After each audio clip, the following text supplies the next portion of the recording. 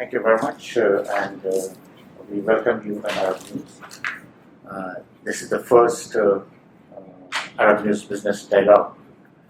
This is the initiative of our editor-in-chief, Mr. Muhammad Fadil Harthi, and he thinks that it is very important for the newspaper that to know the pulse of the market, we have to be connected to the people who matter. So, two of you are well-known personalities in Saudi Arabia. Mr. Basil Al-Galaini, he is the chairman or the chief executive officer of GMG Financial Group, and Mr. Sami Al-Noasir, he is the chairman of the board of Al-Sami Holding Group. They deal in various things: real estate, trading, hospitality sectors, agriculture. And Mr. Basil, generally they is specialized in investment banking. So their opinions matter to the market, and they're very well-known figures in Saudi Arabia. Then we have our Mr. Naushad, he's our managing editor, and Siraj Bahab and Vipul are senior editors. So I think this is a good initiative by our editor-in-chief, and then we want to have more in future also. And you know, as we discussed before, that the impact of falling prices in 2014 about $142, and now about in the between 40 and 45. So then $100 the prices have dropped. So what is your expectation for the rest of this year? Now the 3 months are left. So where you can see the end for the oil prices fall? Where is going to stop? Well, obviously nobody can predict the floor for the oil prices volatility, and in this case it's a decline. You know, now I think it's the crude is trading around $47, $48. You see, what's happening here as far as the Saudi market is concerned is the oil prices are affecting the leading shares of the petrochemical companies, and whether that is either directly related to their cost, or it is driven by sentiment of the market traders, because with the emergence of the social media, which is the negative side of it actually. I always say that it has two negative sides to social media. It's good to keep us connected, but on the other side, it affects these. It's over engulf the rumors that are taking place in these markets, and hence it creates some kind of panic, which is going to affect certain shares without looking at the fundamentals of these shares. People are just driven by rumors, and they react very prematurely because of the viral effect of certain rumor, without looking at the financials and the fundamentals of that company. So currently Saudi Arabian social media is considered one of the highest in terms of Twitter followers and Facebook followers. For some reason they got into the game from an early stage of creating these channels of social media. So it's really hard to predict the price of the oil towards the year end. I'm sure you heard the comments of Goldman Sachs making a statement recently that they expect the end of the year and in 2016 the price to go around $20. Yeah. At the same time, very much on the contradictory side, the chairman or CEO of Total saying he's seeing price of going up again to $100 level, and those are two heavyweights in Goldman Sachs is the largest, most prestigious investment bank, and they have their own research team, and this guy is in the market itself. So that made life even more confusing and more unpredictable. Obviously, the fact that we are in a very unknown, evolving political situation around the region, from the Iran-U.S. nuclear treaty to the Syrian crisis, to the Iraqi crisis, to the Yemeni crisis, obviously somehow oil and the production of oil and the OPEC quota will have an effect in the future based on the comeback of Iran and the Americans' reliance on the shale oil and what have you. So, to answer your question again, it's I really cannot predict a floor to the oil price, and if we can reduce the reliance on social media rumors, we will witness, or we will realize a slightly better, stable TASI performance. I'm Mr. John. Hello. Hello. Yes, you are there. I'm here. Yeah. Thank you very much for joining us, Mr. John. We have here with us Mr. Basil Al-Garaini. He's the CEO of BMG Financial Group. Hello, John. Hey, hi. You're in the best possible ads. Thanks. Likewise, my friend. Okay, and then we have Mr. Sami Al-Noasir. He's the chairman of the board of Sami Group. Hello, John. Fantastic. Yeah. Fantastic. Yeah, and then we have Mr. Naushad Sahani, the managing editors, and senior editors Siraj Wahab and Vipul. We are just sitting and discussing the topic of the Arab News business dialogue, the impact of falling prices on oil-producing countries. So Mr. Basil was giving his views about the first question we asked him about where he, end of the year, what will the oil price? So what is his expectation for that? So he has already answered that. So Mr. Sami Al-Noasir is going to answer, and then maybe we will have your views. Sure. Thank you. Bismillah ar-Rahman ar-Rahim. Alhamdulillah wa salatu wa salam ala Rasulillah. First of all, I appreciate the opportunity of giving us to be here. Our pleasure. It's our pleasure. It's an honor to be in the market polls, I call it, by this initiative of Arab News, and to feel the market and to get us as a business and financial people polls about the market. Now, with regards to the oil prices is one of the most difficult commodities that's to predict. For different reasons. It doesn't just count on demand and supply, it does count also on, as mentioned, geopolitical risk, other factors that comes with it. And so it's very difficult to say what is the floor and what is the ceiling of it. Now, definitely the prices in the period of year 2014, around June, it was the highest prices. And now we are witnessing very low prices. So the prices, we would say, the range between between this era of now there is a drop of a price about 60% from June year 2014 That's right. to the present time. Definitely this price is very low, and definitely in year 2014 the price was very high.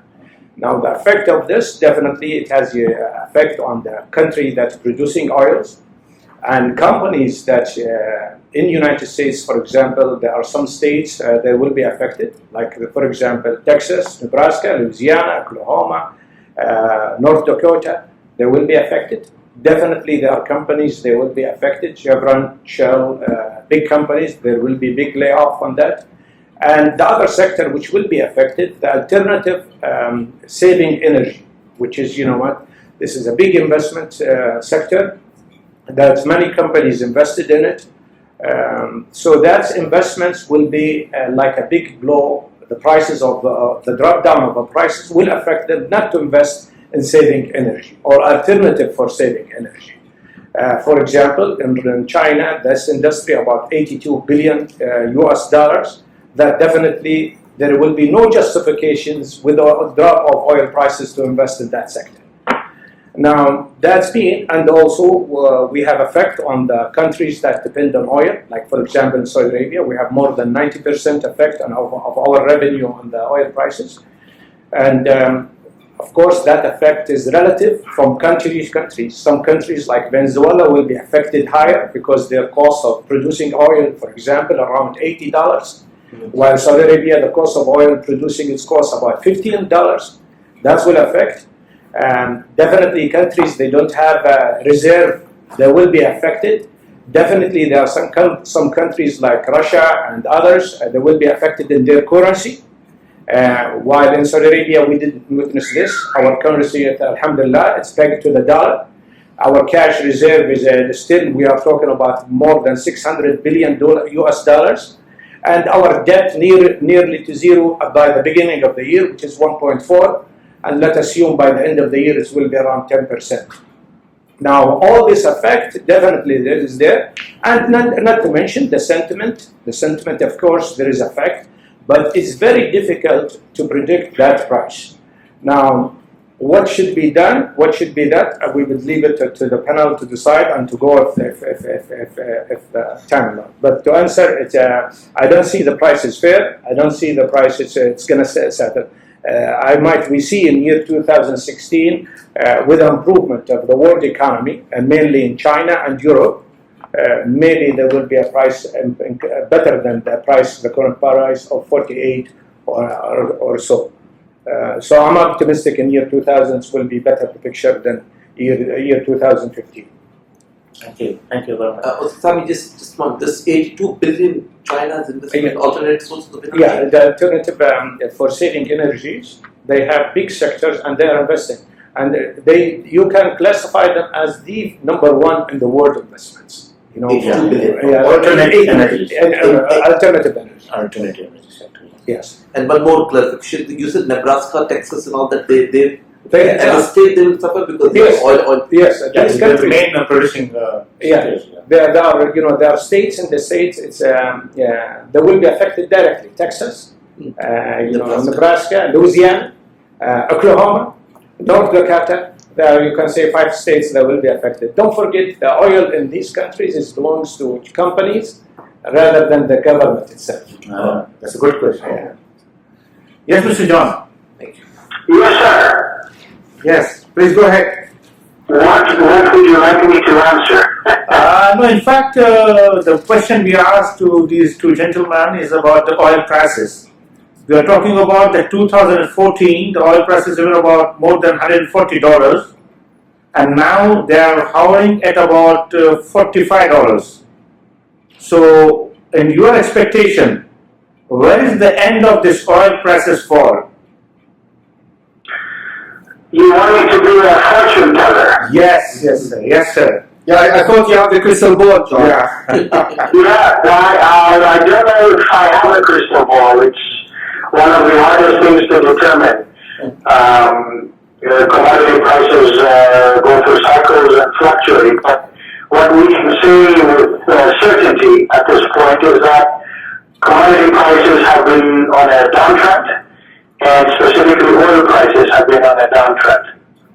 So when we are in a downtrend market, often we see the forecasting to be exaggerated, and I think that's where we are today.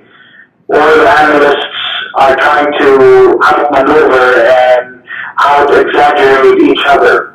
We've seen recent forecasts by a couple of investment banks. I don't necessarily subscribe to their expectations, nor do I want to give credit to both of them, so I will not mention them. But both have expected and forecasted that oil prices will be going to a level of $20 per barrel in the coming months or a year.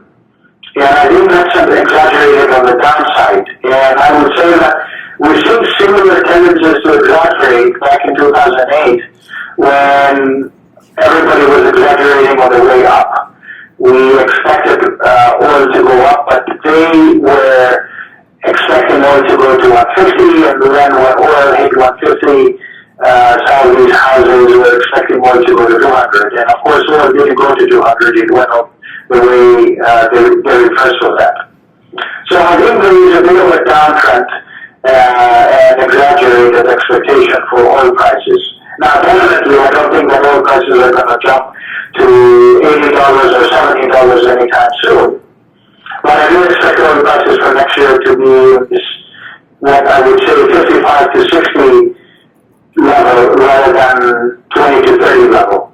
And I think that you have a lot of indications for that. One is that investments in the oil sector seem to be on a decline, and at some point the glut will reverse and we will be in a demand-driven market with less supply. Secondly, we're going to see that even the Iranian expectation of supplying all this oil that state officials from Iran have been mentioning is going to be undeliverable. They're not going to be able to deliver the billions of barrels that they have been stating. And of course, the reason why they say today that they will be able to deliver is because they want to push prices up.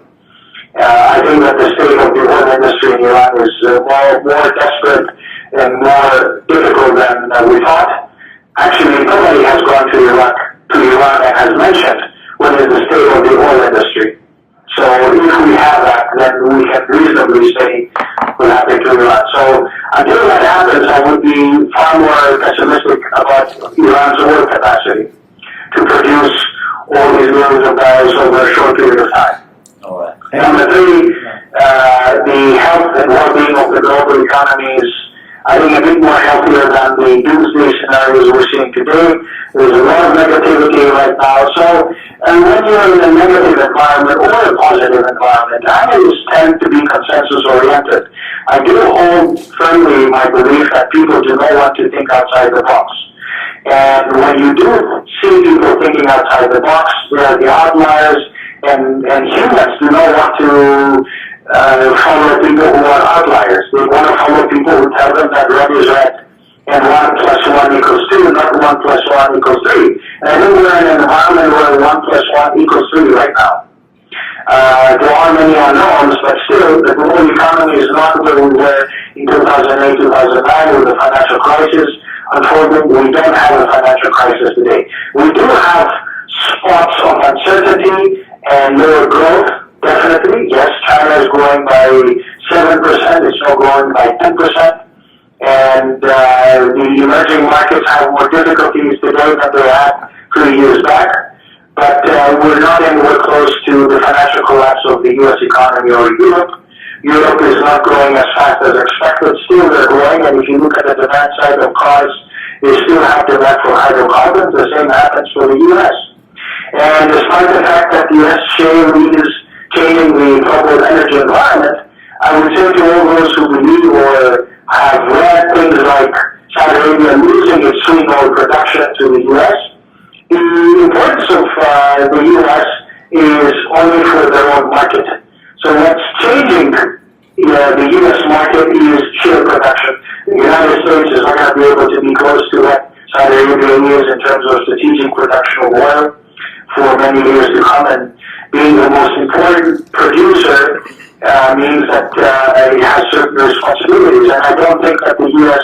is going to be ever able to export oil to change the way the global oil market is. That is still a position that Saudi Arabia holds and will continue to hold for some years to come. Thank you very much, John. Thank you, Mr. John. Just follow up to that, your question about the US production you're talking about. But you see that the International Energy Agency has predicted that the US production of light oil will drop by 400,000 a barrel in 2016. So do you think that the drop in US production will help the Gulf oil producers? It will. Unlike previous forecasts, clearly the U.S. going to go into this environment of lower production for some months, if not a year or two. And that's obvious because the break-even is much higher than what we have today. But over time, do not believe that this is going to be a scenario where the U.S. is no longer going to be important. Technology is far more able and able to progress, and the break-even is going to be lowered. In fact, there is a win-win situation for both Saudi and U.S. oil producers. The break-even for Saudi Arabia is falling, and because of technology improvements, the level of cost is lowered for Saudi Arabia as well.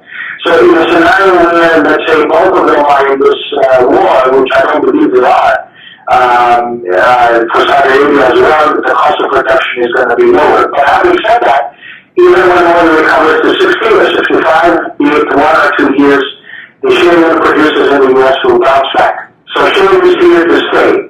And I don't believe for a minute that Saudi Arabia's intention is to take out shale. If this is the intention, then it's a very illogical intention, and I don't believe this is the case.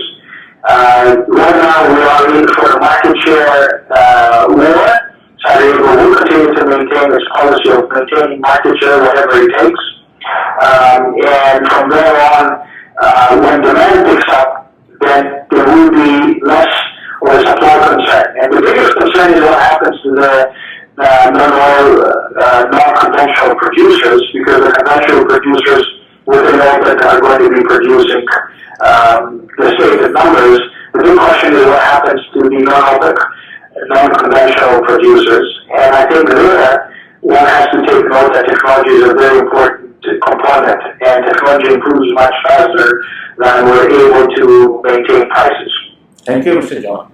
Mr. Swami, you also mentioned about the US production, and a lot of areas, a lot of companies, they are in trouble because of the holding oil output.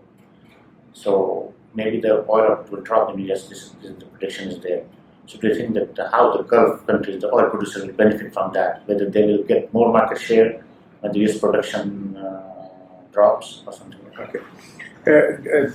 With the US, of course, you can say the gallon, for example, in the US used to cost for example, $3.5 dollars for the gallon, 3.5. Yeah. Now with the drop of it costs about 2.65. Mm-hmm. So there is about $1 saving that's for the consumer. So that definitely that's a benefit for the end consumer. Okay. For the Gulf countries and mainly Saudi Arabia, the policy has been set, and since the 80s, the Saudi Arabia tried to sacrifice in the 80s the market share to help the market at that time, but it didn't help. So the learning lesson over the years that it's better to maintain the market share for different reasons. One, to bring more discipline in the market, and secondly, to maintain that your supplier's outlet reliable to you in case that the future will improve, and which will improve inshallah. And so I see the policy of Saudi Arabia maintaining market share is so clear, so adamant about it, and there is a big record behind it and the learning lesson from the 80s. That I see it will be successful. It's painful in the short term, definitely, but thank God we have the reserves. So thank God we have the debt very low. And Saudi Arabia can do that, and for other reasons, because of the cost of production is lower than others. So they can be patient until time will improve in their favor. Basil, you know that Saudi Arabia is facing the biggest challenge of reducing the domestic oil consumption. Because according to the latest statistics, it consumes about 4.2 million barrels a day locally, and the prediction is that by 2035 it will be about 9.5 million barrels a day. Yeah. So generally the oil they're using in about power generation and about water desalination plants. So how Saudi Arabia can reduce the domestic consumption, which is affecting its exports capacity? Yeah. So what do you think about that? Well, I Mr. think John, you got the question. So Basil is replying. Maybe you can reply later. Sure. Thank you, sir. well, that's the nightmare of the Saudi government. how to lower reliance on oil for the energy consumption. And that's the whole idea of setting up the King Abdullah City for Energy and Atomic Energy. KKR, exactly. Which for some reason hasn't been effective in terms of implementing the legislation for the usage of the renewable energy. As you know, renewable energy includes solar, wind, and nuclear. Now, obviously, it's far more economically viable for the government to sell the barrel of oil outside or abroad than having it consumed by the local energy consumers. Especially that with the expansion of the major cities in Riyadh, Jeddah, the Eastern Province, and other developments are consuming, energy and consuming, power and air conditioning and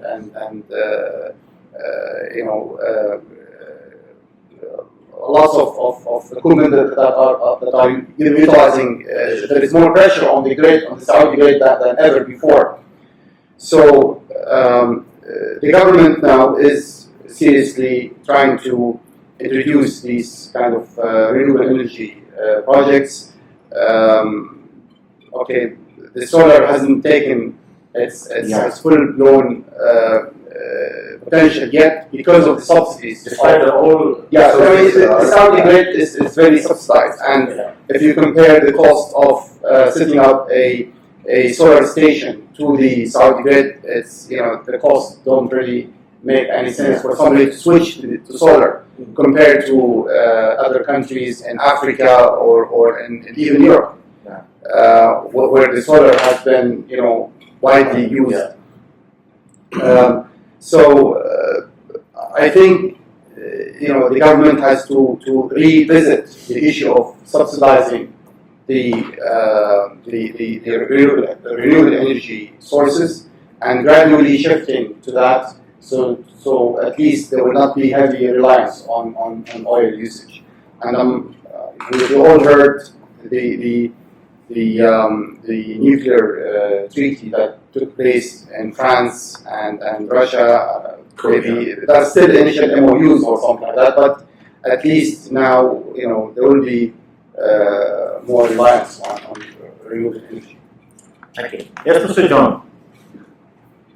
Yes, I mean, there are two things that Saudi Arabia should be doing right now in the field of renewables, because what Saudi Arabia cannot change is demand for oil and hydrocarbons. What it can change is domestic demand. And in order to do that, you need to empower your institutions to move towards the renewable sphere. And the changes that have been taking place are too slow.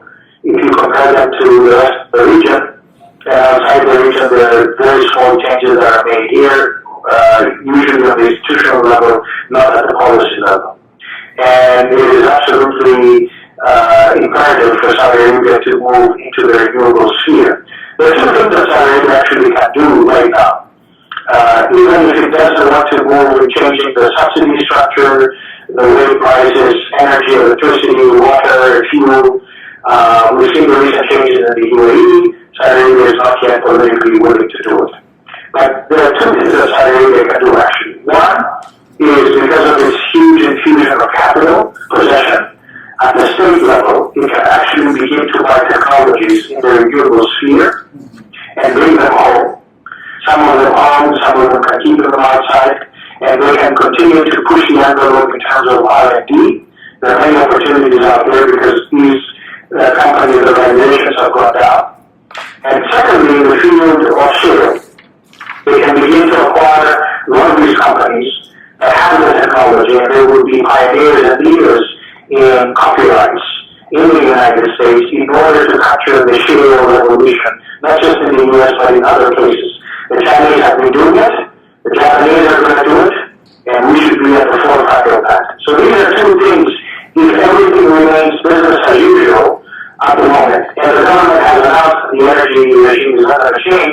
up until there is the infrastructure for the transportation sector, that is the metro, in both the cities of Jeddah and Riyadh. Thank you, Mr. Sami. You mentioned about the use of nuclear power. Yeah. So can you just elaborate how that can be utilized to lessen the dependence on oil? Yeah. There is definitely here in our economy there is wasted use or abuse to of the oil. Okay. We don't. People that are not brought up or to be more cautious are aware about saving energy, and that wastage you can see it. It's about 25% or more.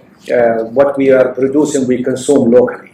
And that's high consumption, you consider. Of course, that came to the surface about 3 years ago by a report was from Chatham report, and there was another report by Citibank. They put it in the surface in year 2012.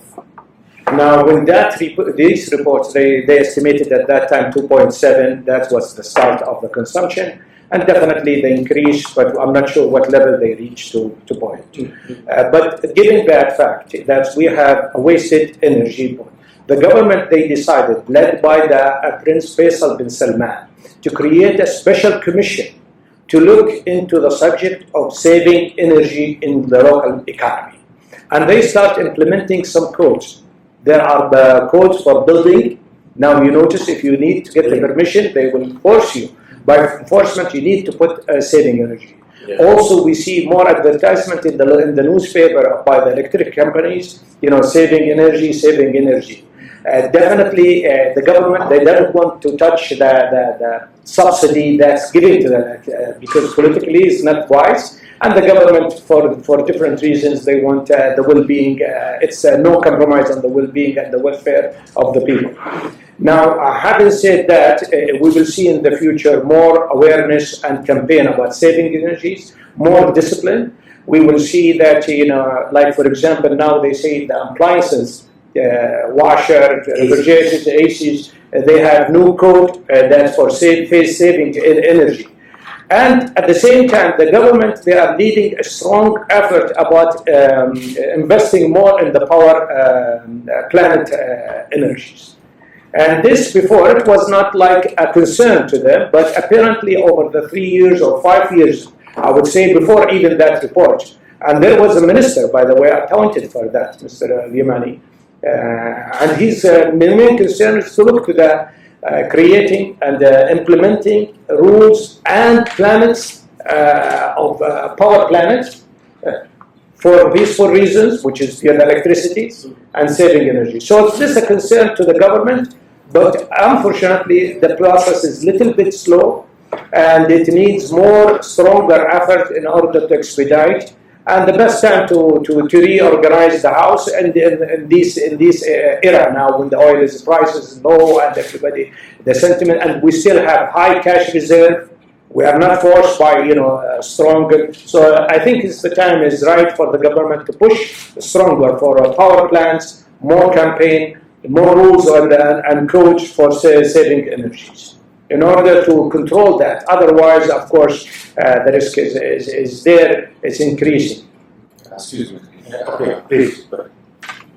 I would like to go back to what Mr. Laini and Mr. Durant, and what you, Mr. Sami, also explained. I think what you have explained is mainly projects at the long term that for Saudi Arabia to address the issue of declining oil prices. However, countries, oil-producing countries like Saudi Arabia, the Gulf, or other countries, their budgets mainly fed by the revenues coming from the oil prices. So, in the short term, what are the options they have on the table to fund other development projects that they have at hand now for the time being, let's say for this year or next year or the following year? Would it be, isn't it risky for them to resort to the reserves and take from the reserves, or how? I would like to understand how are they going to fund development projects that are in process right now in light of the decline of oil prices. What you explained the renewable energy, the nuclear energy, those are excellent projects, but I think they need time. Good point, good question. Obviously, the way governments finance the projects is through issuing sukuk or bonds, and this way they either go to the local market or the international market. Now it happens, and I just noticed this recently, that Saudi Arabia is the lowest, has the lowest government debt compared to the US and Japan and even Germany. I think the US is 100% of their GDP. Japan is 90%. Saudi Arabia is I think, I don't know, John, but maybe 1% or something. No, nearly zero. Yeah. So obviously the Saudi economy went through cycles, and the prices obviously going up and down in terms of oil prices. And the government took that decision to rely on the bond market or sukuk, the Islamic version of it. Yeah. So, and these have been quite successfully placed. They are quite attractive to the local market, and I'm sure other markets will be interested to provide them as well. Now, looking at the oil revenue, be it almost 95% of the government GDP, I'm sure there are avenues that the government is trying to develop to again reduce the reliance on the oil.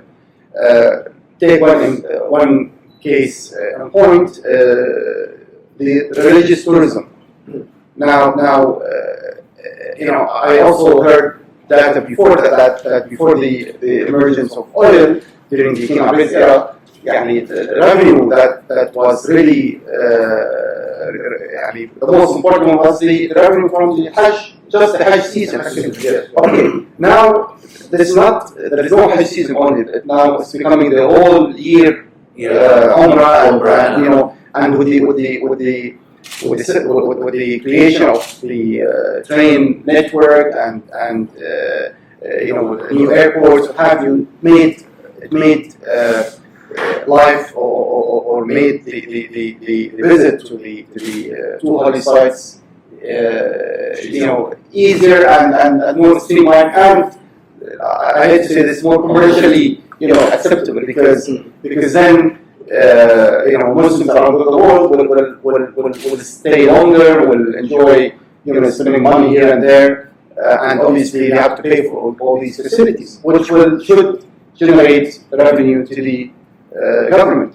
And I wish I could remember the name of that person who did a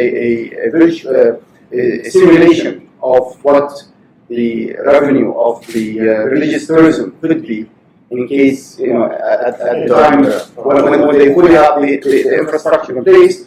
He came up with a figure which is almost 70% across the oil one, if it is fully deployed and implemented. So I'm sure the government has these data, and I'm sure eventually this will come into conclusion once the entire infrastructure takes place. But if you, may I say? I will answer you from the practical what happened directly over the oil prices dropped down from the budget of last year. So since last year, the government, what they have done, they didn't reduce their spending. They wanted to send a sentiment to the market that we are committed to the project. Now this year, what they will do, they will prioritize the project. Meaning, like for example, we have in the budget allocation 4 stadiums for footballs. Now they will cancel it, they will keep it, for example, for 2. So there is a priority. Now, the government they have, where they're going to subsidize, where they're going to finance that the deficit as a result of a drop of oil prices. They will finance it from 2 sources. One, from the foreign reserves, which is we have the highest, above $600 billion US. And secondly, which is the local debt. The local debt, as we mentioned, at the beginning of the year it was 1.4. Maybe by the end of the year there is a speculation between 10 to 20%. Let's say that the number is still very low compared to any debt. Any debt below 60% is very low. And not to mention a debt, not only a debt, you have a cash reserve. So the policy of the fiscal policy of Saudi Arabia, it was a mixed bag between the debt, local debt, and pulling a little bit of the reserve. So that mixed balance between the two was very successful over this year. We see that. So I expect next year it will be more of a local debt than pulling from the foreign reserve, because the foreign reserve is a right and money for the new generation and reserves for the country. So, but I think there will be more of rationalized of expense and budget. So here we are calling for revamping the infrastructure, the financial infrastructure of Saudi Arabia, because most of the rules and regulations in Saudi Arabia for the fiscal and the policy and the monetary policies, they are from year 1370. You're talking about maybe 50, yeah. So they need to be revamped, and there are many incidents that came to the market. Like, for example, the mortgage, when they introduced the mortgage after they cooked it for 10 years, died before it came to see the light. Exactly. Yeah. Why? Because the infrastructure was not there to place it. So that gives you an indication. And also you have the financial system, you have the accounting system, you have the supervision system, so they need to revamp. And that's not strange for Saudi Arabia. They revamped the Ministry of Justice. They spent 7 billion Saudi riyal to revamp it. I am sure this year, or in the agenda, especially now we have more of a commission, mainly for looking dedicated, led by Prince Mohammed bin Salman, dedicated for economic and financial affairs. We have two commissions, one for the Council. There has been calls by some experts that the subsidies of the oil sector, the local oil sector, the local consumption should be reconsidered by the kingdom. Do you think the government would seriously reconsider this? I really think, at this time, the government, they want to send that, they can hold this policy of, first of all, you're sending a message to the local and the international. Local, there are so much negative of the war, so much negative of liquidity, so I don't think they will resort to sending a negative sentiment by sending that. The time is not appropriate to send it. As a matter of fact, they want to send, I really suspect that next year they want to send a positive message that we are committed to the spending, but with a quality of spending, not like before, quantity. Yes. So I really see Farsi of this. Not to mention, as we mentioned before, by removing that subsidy on the oil locally, the transportation is not fully implemented. It's not ready, and the full awareness is not there. There is so much wasted in so many areas. So let's fix the house from inside. Then after this, resort to that medicine of subsidy and whatever it comes on the table. I have a problem. We have been in this situation before, 20 years ago, maybe. Yes. Yeah. Had known that going to be where $10 or $15. What lessons have been learned from that? Do you see those lessons? We have learned from that. We are implementing. Do you see signs? The lessons, one thing for the oil industry, definitely you maintain your market share. Definitely. Secondly, as far as the project, there were so many projects that were put on hold. Thirdly, the government did not, they learned the lesson not to go for international market to borrow money. They refer to, the last resort is the international market. So that is. And the other lesson is that the power and the financial sector. Like, for example, the financial sector now, locally they have a surplus cash for about 480 billion Saudi riyal available if the government needs to tap it. I'm not talking about money supply and free or anything. No, I'm talking about surplus that is available. So you see the power of that. That's the government at that time. They enhanced and they gave more support to the banking industry by many during the area of accumulating cash. They were supporting investing and So there are many lessons, but definitely we need more things to be done. Don't forget, the 80s is a different era now than in this period. And the government, you're looking for a government expansion budget, different the size than it was. So I think, next time, I think it goes back to the same what we said earlier, rationalize and prioritize. Just one thing. As you said that the government is going to sustain this, and all the projects will be continued and all these things. How long do you think we'll be able to sustain this, considering the price that we have now? If the price remains this, how long it can? First of all, it goes back to that. As you know, as we mentioned, we have more than 90% dependence on it. And any time in the oil, it's a very difficult commodity to predict. I mean, if there is a war erupt in Libya and in Iran or any shortcomings, the oil prices they will come back, but definitely they will not come back to the price before. They will come to the prices where the budget was. So this could change the whole equation. Now with cash reserve you have, and with low debt, many people they say Saudi Arabia can go easily between 5 to 10 years the same return of that. So that's a power because they accumulated all these surplus cash over the years of good days of oil. So I really think they need to rationalize again whether the oil prices is not. The issue is not. They shouldn't. The prices of the oil you cannot control it as much as you control how efficient you run your economy, how efficient you're running the implementation of your policies. There is so much wastage that they should really reconsider, and they will consider.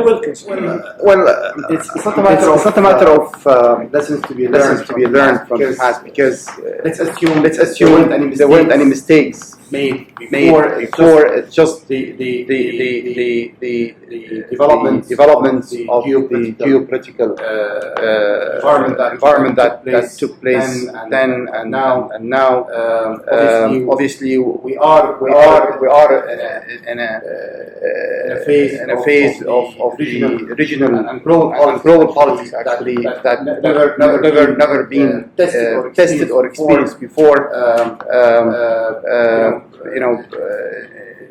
With the movements of the U.S. and Russian diplomatic fronts, as well as the impact of the Iranian factor, which is a major factor affecting world oil prices as well as regional politics. Now, the way I see fundamental change in the Saudi government is the creation of this newly formed council, the finance and development, which I see it more efficient and lean and mean kind of a shadow cabinet in a way, focusing on the pending issues, the over let's say delayed or some unfinished business, and we saw the quick and swift impact of that by sacking one or two ministers and trying to basically find quick solutions, but hopefully long-term ones. That, in my opinion, is the best, I think, description for lessons to be learned. No more multiple committees here and there. Each ministry has half a dozen committees, and those committees meet once or twice a year. Things are really taking forever to be here. But here you get all those key related ministries around one table. They meet on a weekly basis and just take quick and swift decisions to correct them. So obviously it has to go within the direction of the country in terms of the political front as well. Mr. John. Hello, Mr. John. Yes, sir. Yeah. Would you like to comment something on these questions? Yes, so many. I think presenters and speakers have mentioned mentioned all of the good points. I think they were very eloquent. Thank you. What I would add is that the subsidies, we don't necessarily have to wait the transport system to be in place to apply smart subsidies. And that has been proven by others who have applied smart subsidies in independent economies. One of them is Iran. That they are very successful and very effective. So today we can start looking at smart subsidies as a way to change instead of waiting for 2018 or 2019 for the transport system to be in place. That is one element. The other element is all of the mentioned lessons learned precisely correct. And yes, others have reserves. And one of the largest reserves. China has far more than Saudi Arabia and some other countries in the region, particularly UAE has more reserves. If you account for per capita reserves, meaning how much money does each individual have to the total amount divided by the total amount of reserves, and on a per capita basis, Saudi Arabia's reserves are far less. So we should be a bit careful how we use the number of reserves. But in that way, yes, if oil stays at these levels and we spend let's say 1 trillion or 1.2, then the reserves will last us for about 4 to 5 years. If oil drops to zero, hypothetically, I don't think so that this will happen. But if it drops to zero, then we have less time to use our reserves. If oil picks up, then our reserves will be deployed for a longer period of time. But one of your speakers used an important word, which is that future generation. And I often come to struggle with the future generation. Because in many cases, in order for us to have the future in Saudi Arabia, we need to spend the money wisely. And I think this is where the difference is compared to many years ago or a few years ago. The Council of Economic and Development Affairs is the proper way of managing the country. As one of the speakers, Mr. Shami mentioned, it is an efficient way. And it is a proper way.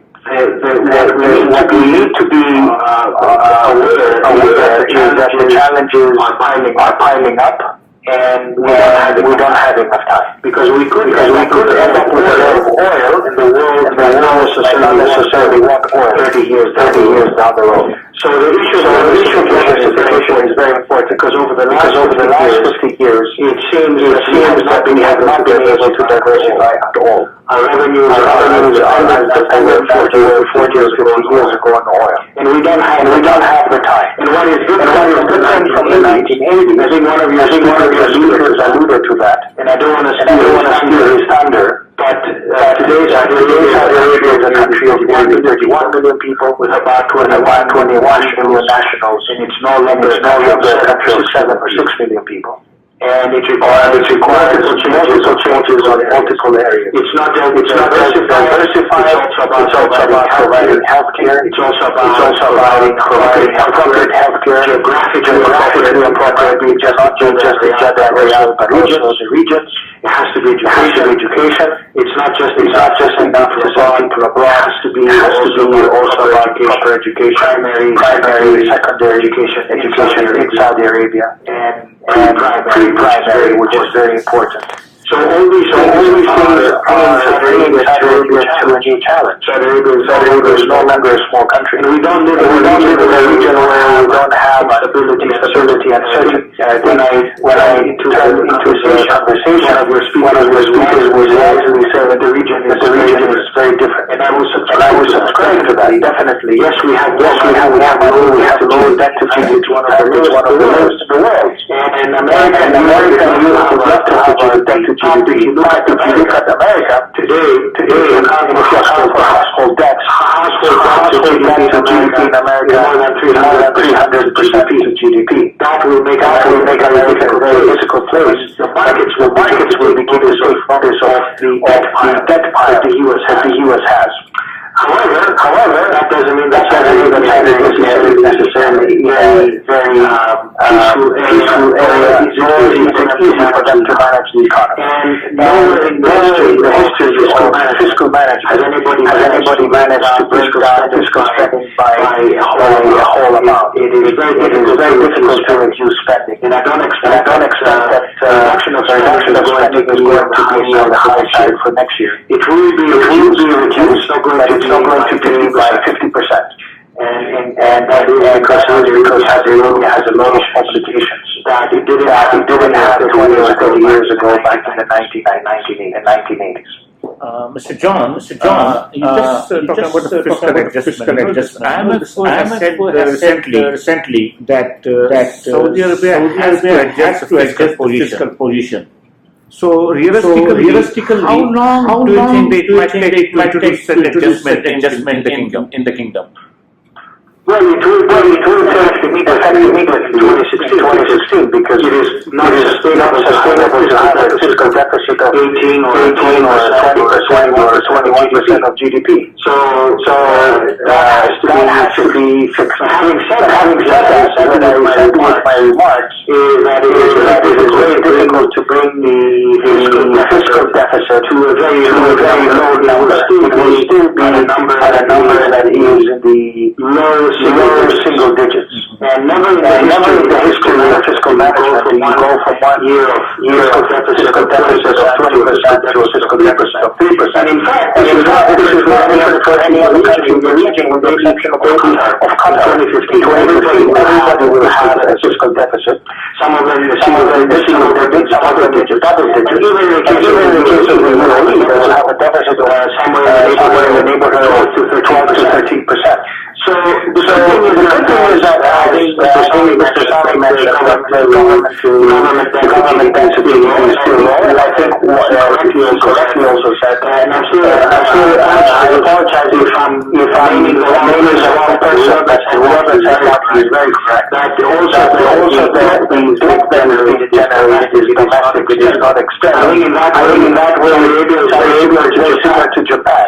When you go externally, expose yourself to many unknowns when you have a lot of external debt, especially when it is denominated in foreign currency. You run large fiscal deficit, or price is very low. There will be a lot of damage, and eventually that will create very insurmountable problem to your currency and to your current account. And eventually they will have to defend if they have that is foreign, it is more than 80% debt to GDP. Remember, we'll use some examples. So Saudi Arabia is at 1.6% debt to GDP, government debt to GDP as of end of 2014, which is being close to 2.5% to 3%, especially with the two tranches of debt. But Italy today is around 120% debt to GDP. Portugal is 135. Greece is at 200. So in a zombie situation of unsustainable debt. But Saudi Arabia still has a leeway. I think a lot of it will come from domestic sources. One of the downsides to this is that you generate a lot of locally sourced debt. You sacrifice liquidity from the local system. So eventually, something has to give. You cannot have the cake and eat it all. You need to make sacrifices. And economics is all about making choices. So right now the wise choice is to generate the domestic economy that will create less of liquidity credit system. However, the positive side is that you will have necessary pressures. And that is going to be good for banks because banks have to be allocate their credit to prioritize the government prioritizing its spending. As one of your speakers wisely said correctly, that there will be prioritization. Saudi Arabia right now doesn't need a lot of stadiums. It's not why not why they do that. They do infrastructure, transportation, healthcare, and education. John, you talked about smart subsidy and you gave the Iranian example. Can you just briefly explain what suggestions you have for smart subsidy? Well, yes. I'm not the guy smart subsidies. I learn like you do. And the literature of examples where, for instance, people are allocated electronic paper, and those who are matching those who have the income challenge will be allocated the smart subsidy of these coupons. So they go and fill out their car with subsidized price. The person who has 6 cars will not be entitled to 3 cars. Should not be entitled to have cheap, affordable gasoline. Right now, those who are benefiting not just in Saudi Arabia, but another example from subsidies, gasoline, water, electricity, are people who are in a higher income bracket.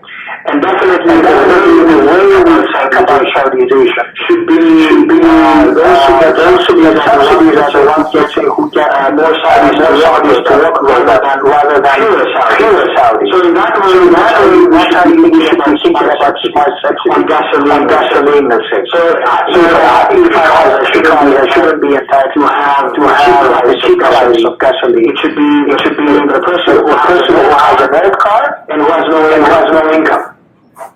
Thank you very much. Thank you very much. I have just one last question to Mr. Basit. Mr. Basit, you follow this stock very close. I know that for long, so many years.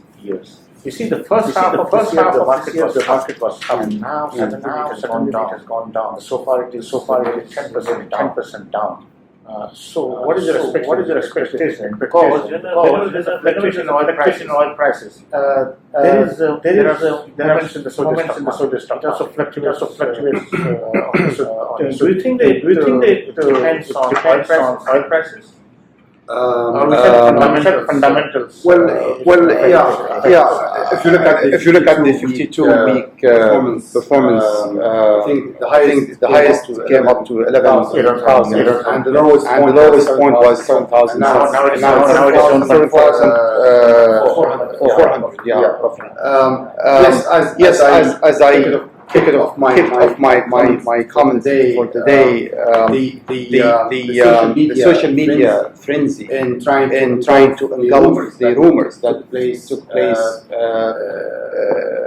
in the regional markets as well as international markets. It really had a negative effect on the sentiment of the traders here, because we still lack the institutional investment in the Saudi market, and that's why the government started offering the market to QFIs, qualified foreign investors.